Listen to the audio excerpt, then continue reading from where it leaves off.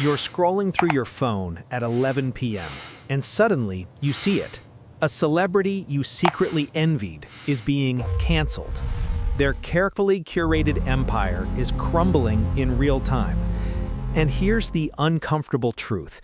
A small part of you feels good about it. Don't worry, you're not a monster, you're just human. And tonight, we're diving into the dark psychology of why we can't look away from other people's downfalls. Let me tell you about Kevin Hart and the 2019 Oscars. The comedian was announced as host, a dream gig, the pinnacle of entertainment. Then, within 48 hours, old tweets resurfaced. The backlash was instant and massive, and Kevin Hart stepped down. The internet watched it all unfold in real time, and millions of us couldn't stop refreshing our feeds. This wasn't just drama. This was a ritual, a digital age public execution where we all had front row seats, and some of us were throwing stones. But here's what fascinates me. We weren't just watching because we cared about the accusations. We were watching because something primal inside us needed to see the mighty fall. The Germans have a word for this, Schadenfreude, the pleasure derived from another person's misfortune. And in the age of cancel culture, we're all mainlining it like a drug. So why do we love watching downfalls? The answer is uncomfortably simple. First, there's what psychologists call social comparison theory. We constantly measure ourselves against others. When someone above us falls, it doesn't just entertain us, it elevates us. Their descent becomes our ascent, at least emotionally. When a billionaire gets exposed or an influencer gets canceled, suddenly our own lives don't seem so small. But it goes deeper.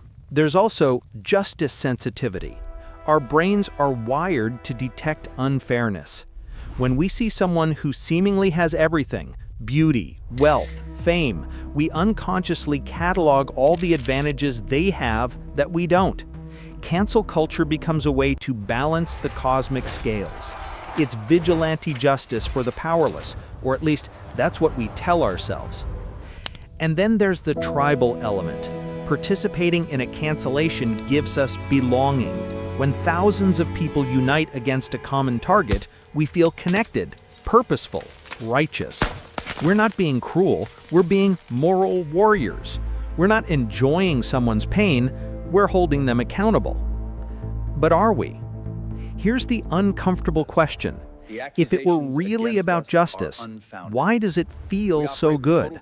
Why do we screenshot the worst moments? Why do we refresh their follower count obsessively? Why do we share the drama with people who don't even know who's being canceled?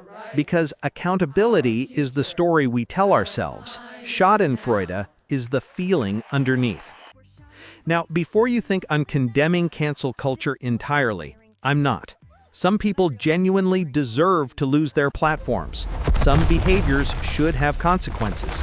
The hashtag #MeToo movement, for instance, created real accountability for real harm. But we need to be honest about what else is happening. We need to admit that not every pile-on is about justice. Sometimes we just like watching towers fall. Sometimes we're less interested in accountability and more interested in entertainment.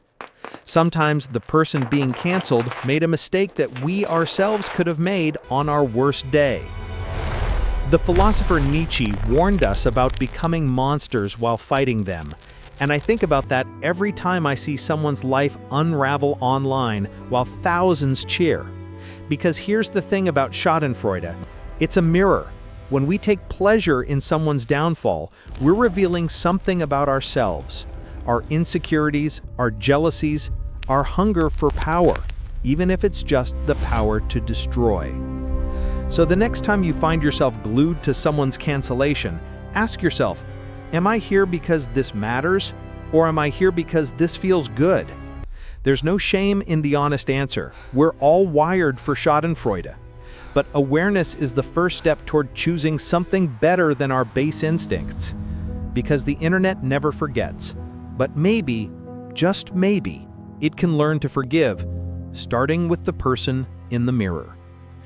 Thanks for watching. And remember, the downfall you enjoy watching today could be yours tomorrow.